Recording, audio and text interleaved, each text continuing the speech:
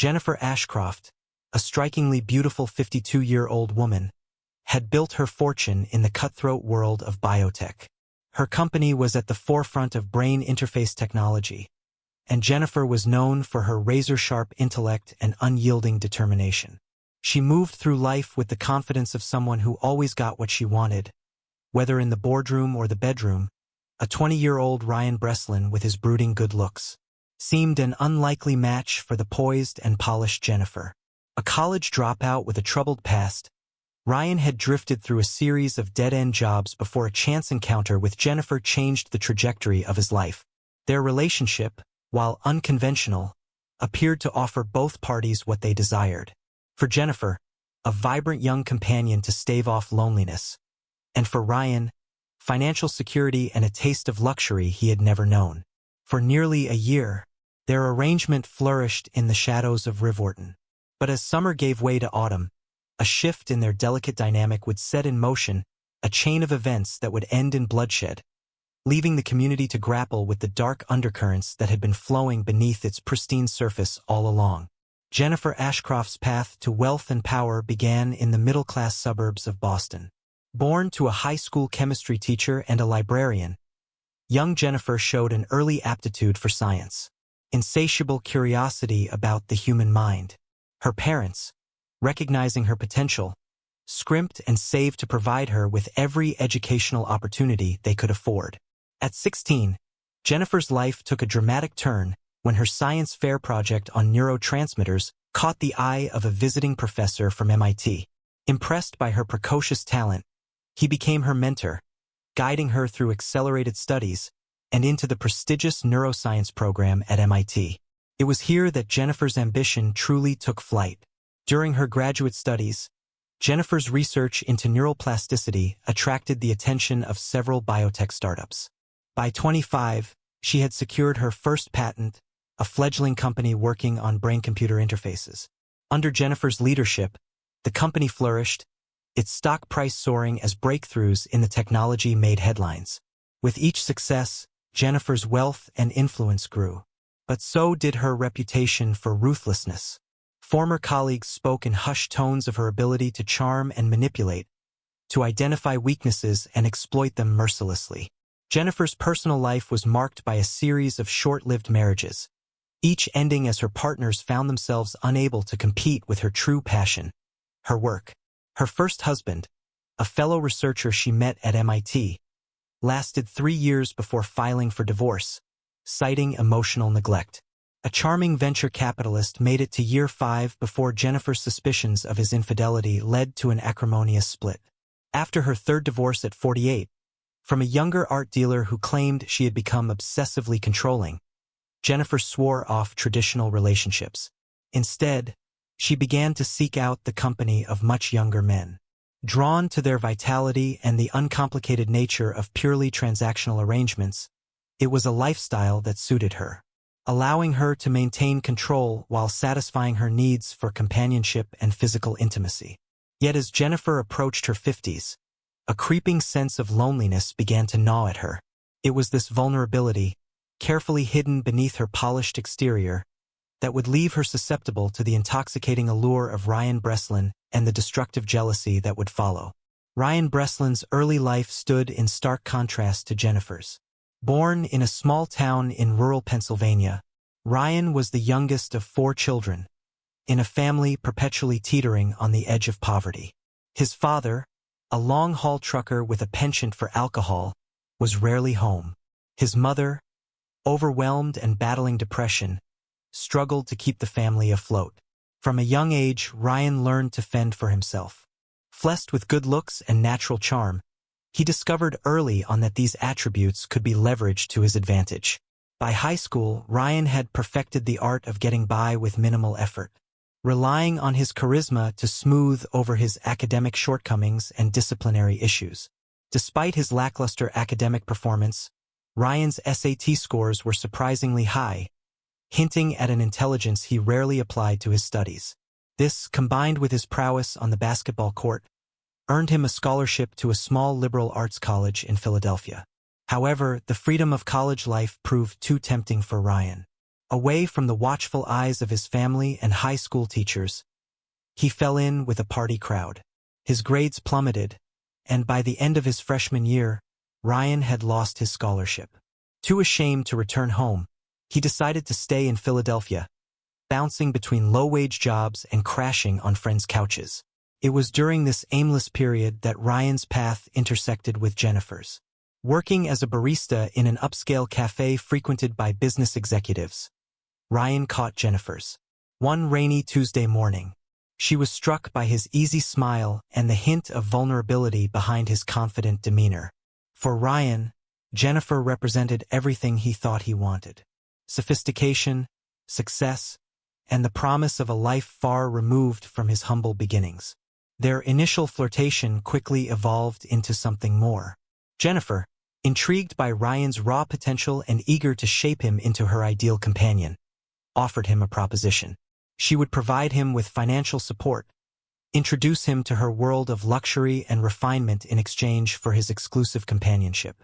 For Ryan, faced with mounting debts and dwindling prospects, the offer seemed too good to refuse. Seizing the opportunity, Jennifer invited him as her guest, her tone making it clear that this was more than a casual invitation. The gallery opening marked the beginning of Ryan's induction into Jennifer's world. She arrived at his shabby apartment, presenting him with a tailored suit that fit him perfectly. As they moved through the event, Jennifer expertly guided Ryan, whispering explanations about the art and introducing him to her circles as her young protege. For Ryan, the evening was intoxicating. He found himself easily slipping into the role of the charming, artistic young man, feeding off the approving glances and engaging conversations with Jennifer's peers. As the night wore on, the attraction between them grew palpable, culminating in a passionate encounter back at Jennifer's penthouse. In the afterglow, Jennifer laid out her proposition. She would provide Ryan with a generous monthly allowance, pay for his education if he chose to return to college, and introduce him to opportunities he could only dream of. In return, she expected his companionship, discretion, and exclusivity. Ryan, seeing a chance to reinvent himself and escape his directionless existence, agreed without hesitation. The following months were a whirlwind for Ryan. Jennifer moved him into the guest house on her estate, replacing his wardrobe with designer labels and introducing him to the finer things in life. She enrolled him in art appreciation classes, hired a personal trainer to hone his already impressive physique, and taught him the nuances of wine tasting and fine dining. Jennifer took immense pleasure in molding Ryan, viewing him as both a project and a prized possession. She reveled in the envious glances they received when they attended events together, proudly showing off her attractive young companion. For Ryan, the relationship offered security and excitement in equal measure. He threw himself into his new role with enthusiasm, eager to prove his worth and maintain the lifestyle to which he was quickly becoming accustomed. Their physical relationship was passionate and adventurous, with Jennifer introducing Ryan to experiences he had never imagined. She pushed his boundaries, always maintaining control, a dynamic that spilled over into other aspects of their relationship. As summer turned to fall, Jennifer and Ryan settled into a rhythm of lavish vacations, social events, and intimate evenings at home. To the outside world, they appeared to be an unconventional but happy couple. However, beneath the surface, the seeds of codependency and obsession were taking root, setting the stage for the turmoil that was to come. The delicate balance of Jennifer and Ryan's relationship began to shift with the arrival of Aria Thornton, a 20-year-old art history major at the local university. Aria entered their lives innocuously enough as a part-time docent at the Museum of Modern Art. Ryan first encountered Aria during one of his frequent visits to the museum, a habit encouraged by Jennifer to further his art education. Aria was leading a tour group, her passion for the artwork evident in her animated descriptions and insightful commentary. Ryan found himself drawn to her enthusiasm, so different from Jennifer's calculated appreciation of art as a status symbol. After the tour, Ryan approached Aria, engaging her in a discussion about the exhibition. Their conversation flowed easily, punctuated by shared laughter and a palpable sense of connection. For the first time in months, Ryan felt truly seen for who he was, rather than as an extension of Jennifer. Arya, with her vibrant style and infectious laugh, represented everything that Jennifer was not. Where Jennifer was polished and restrained, Arya was spontaneous and expressive. Her youth and energy resonated with Ryan, reminding him of the pure relationships he had sacrificed for his arrangement with Jennifer.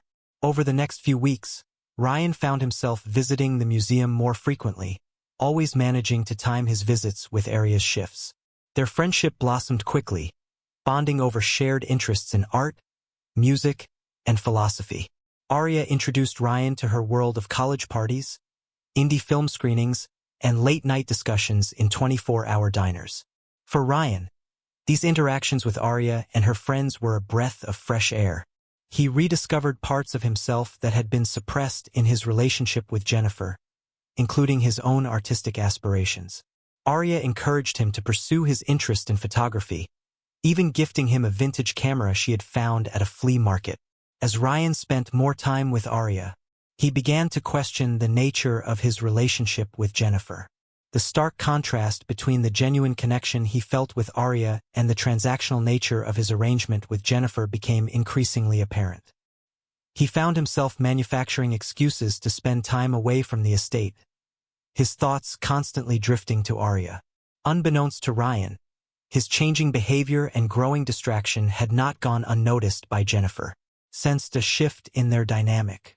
As Ryan pulled away, Jennifer's determination to maintain control over him only intensified, setting the stage for the conflict that would ultimately lead to tragedy.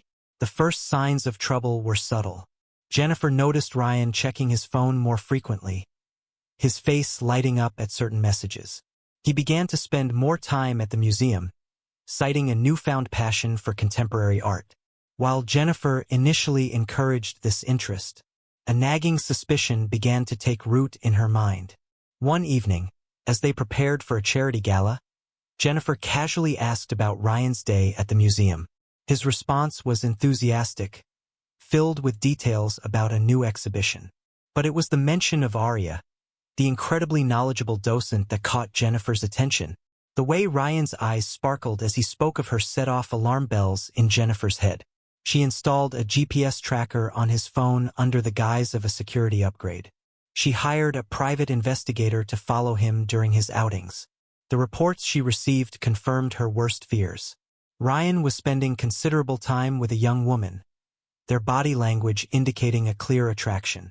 As evidence of Ryan's growing connection with Arya mounted, Jennifer's jealousy festered. She oscillated between icy detachment and clingy desperation, her moods becoming increasingly unpredictable. One moment she would shower Ryan with expensive gifts. The next, she would subject him to passive-aggressive comments and veiled threats. Jennifer's behavior began to affect her professional life as well. She became distracted during important meetings, snapping at employees for minor infractions. Her assistant noticed an increase in her alcohol consumption, often finding empty wine bottles in her office trash. Unable to contain her suspicions any longer, Jennifer confronted Ryan after a particularly late night out. She demanded to know where he had been, accusing him of betraying her trust. Ryan, caught off guard, attempted to downplay his friendship with Arya, insisting that Jennifer was overreacting. The argument escalated quickly, with Jennifer reminding Ryan of everything she had done for him and insinuating that he owed her his loyalty. This confrontation marked a turning point in their relationship. Ryan, feeling trapped and resentful of Jennifer's possessiveness, began to withdraw further. He became more guarded with his phone, careful not to mention Arya, and invented elaborate excuses for his absences. Jennifer, driven by her growing paranoia, intensified her efforts to control Ryan. She insisted on accompanying him to art events, her possessive body language sending a clear message to anyone who approached them. She surprised him with impromptu visits to the museum, her sharp eyes scanning for any sign of the young docent who had captured Ryan's attention. As the weeks wore on, the emotional chasm between Jennifer and Ryan widened. Their once passionate encounters became mechanical, tinged with an undercurrent of resentment. Jennifer's jealousy morphed into an obsession, consuming her thoughts and driving her to increasingly desperate measures to keep Ryan by her side. Little did she know that her possessive love was pushing Ryan further away, steering them both towards a confrontation that would have fatal consequences. As Jennifer's jealousy intensified, she embarked on a calculated campaign to maintain control over Ryan. Drawing on the same strategic thinking that had made her a formidable businesswoman, she deployed a range of manipulation tactics designed to keep Ryan dependent on her and isolated from Aria's influence. Jennifer's first move was to exploit Ryan's financial dependence. She began to withhold his allowance, citing fictitious issues with her accounts or claiming she needed to reallocate funds for business purposes. When Ryan expressed concern, she would relent, but not before extracting promises of increased commitment and time spent together. Emotional manipulation became Jennifer's primary weapon. She oscillated between lavishing Ryan with affection and subjecting him to prolonged periods of icy silence. This hot and cold treatment left Ryan constantly off balance, never sure where he stood. Jennifer also employed more subtle tactics to isolate Ryan from potential support systems. She scheduled trips that conveniently coincided with plans Ryan had made with friends. She expressed concern about his old acquaintances, implying they were a bad influence or simply using him for his newfound status. Gradually, Ryan's social circle shrank, leaving Jennifer as his primary source of companionship and validation. In moments of perceived threat, Jennifer would remind Ryan of all she had done for him, framing her controlling behavior as acts of love and generosity. She'd recount how she had rescued him from a life of poverty and obscurity, implying that without her, he would be nothing. These guilt trips served to reinforce Ryan's sense of obligation and indebtedness to Jennifer. As Ryan continued to pull out, Jennifer's tactics grew more desperate. She began to fake health scares, claiming stress-induced migraines or fainting spells that mysteriously coincided with times Ryan wanted to go out alone. Her performance was so convincing that Ryan often canceled his plans out of genuine concern for her well-being. Through this web of manipulation, Jennifer sought to create a reality where Ryan believed he needed her, where his autonomy was slowly eroded until staying with her seemed like the only viable option.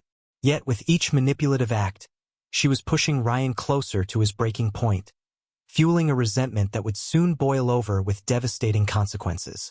During one of her clandestine investigations into Ryan's past, Jennifer uncovered a secret that she believed would give her the ultimate leverage.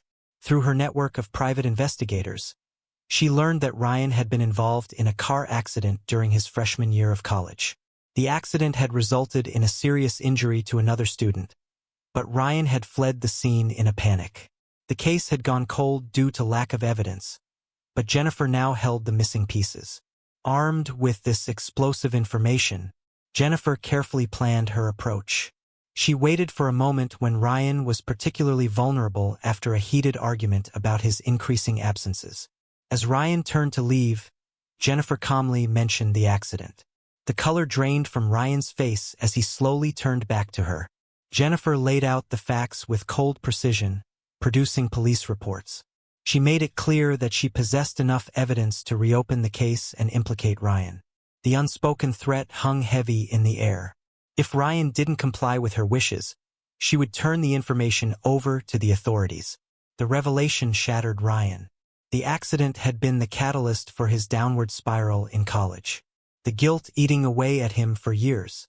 He had convinced himself that by leaving his old life behind, he could escape his past.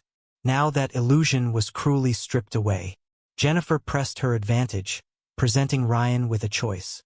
He could recommit to their relationship, cut all ties with Aria, and follow Jennifer's rules to the letter, or she would expose his secret, ruining his life and possibly sending him to prison. Trapped and desperate, Ryan initially agreed to Jennifer's demands. He stopped visiting the museum, ignored Aria's increasingly worried messages, and became a virtual prisoner in Jennifer's gilded cage. Jennifer reveled in her victory, believing she had finally secured Ryan's unwavering loyalty. However, the weight of the blackmail soon began to take its toll on both of them. Ryan became withdrawn and depressed, his once vibrant personality dulled by the constant stress of living under threat.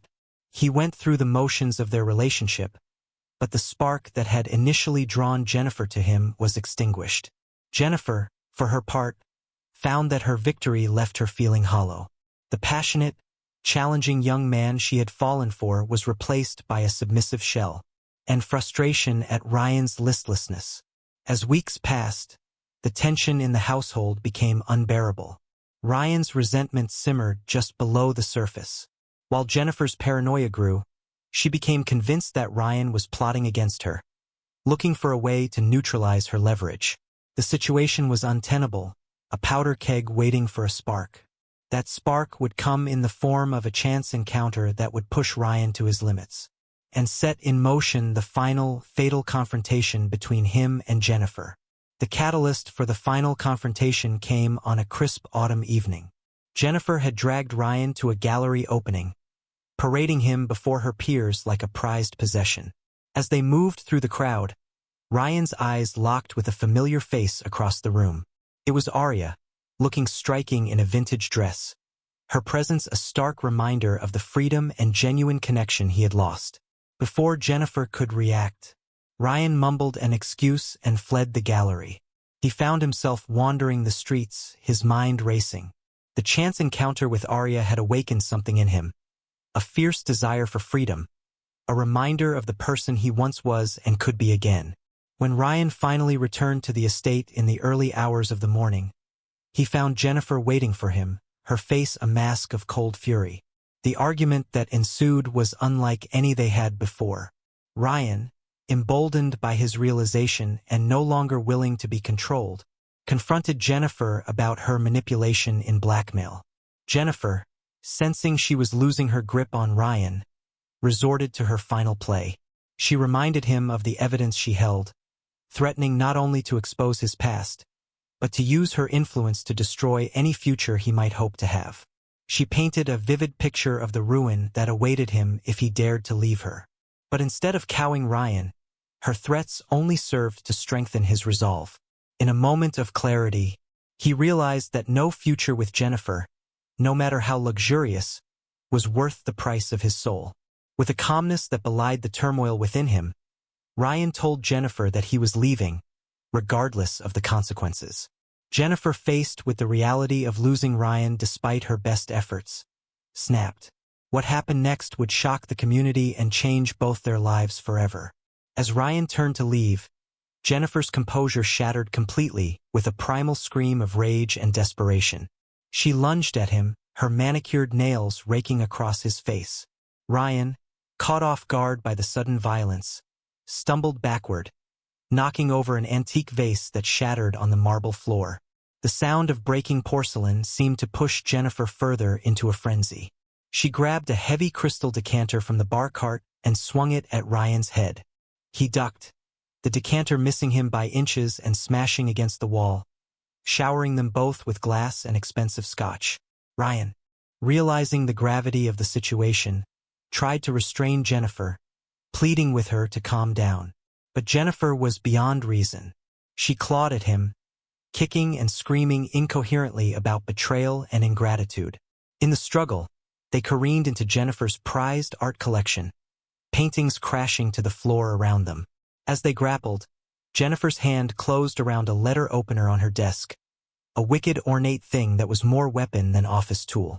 She plunged it toward Ryan's chest. He managed to deflect the blow, but the blade sliced deeply into his arm, drawing a spray of blood. The sight of blood seemed to momentarily snap Jennifer back to reality. She staggered back, the letter opener falling from her suddenly nerveless fingers. Ryan, clutching his bleeding arm, saw an opportunity to escape and made a dash for the door. But Jennifer, in a final desperate act, grabbed his injured arm, yanking him back with surprising strength. Ryan, acting on pure instinct and adrenaline, shoved her away hard. Jennifer stumbled backward, her heel catching on the rug. Time seemed to slow as she fell, her head striking the corner of the heavy marble fireplace with a sickening crack. Jennifer crumpled to the floor, a pool of blood quickly spreading beneath her hair. Ryan stood frozen, his mind struggling to process what had just happened. Through him, so recently a scene of chaos was suddenly terribly still. With trembling hands, Ryan checked for a pulse. Finding none, the realization hit him like a physical blow. Jennifer was dead, and his life as he knew it was over. In a daze, he stumbled out of the house into the cool night air, leaving behind a scene of destruction that would soon become the center of a sensational investigation. The grisly discovery was made by Jennifer's housekeeper, Elodia Ramirez, early the next morning. Her screams upon finding her employer's lifeless body shattered the tranquil morning silence of Rivorton, bringing neighbors running, prompting a flurry of calls to 911. Detective Lydia Blackwell, a veteran of the Rivorton Police Department's Homicide Division, arrived at the scene within the hour. The opulent living room, now a tableau of violence, told a story of a fierce struggle. Broken glass crunched under her feet as she made her initial survey, noting the overturned furniture, shattered artifacts, and the smears of blood that led to Jennifer's body by the fireplace. As crime scene technicians swarmed the house, Detective Blackwell began piecing together the events of a previous night. Security camera footage showed Ryan fleeing the premises in the early hours of the morning, his shirt stained with blood. His swift disappearance made him the prime suspect, and an all-points bulletin was issued for his arrest. As the investigation progressed, a more complex picture began to emerge. Interviews with staff and acquaintances revealed the tumultuous nature of Jennifer and Ryan's relationship. Several witnesses reported hearing frequent arguments and expressed concern about Jennifer's increasingly erratic behavior. A breakthrough came when detectives discovered Jennifer's hidden files detailing her investigation into Ryan's past. The evidence of blackmail added a new dimension to the case, suggesting that Ryan might have been acting in desperation rather than cold-blooded murder. Meanwhile, Ryan remained at large.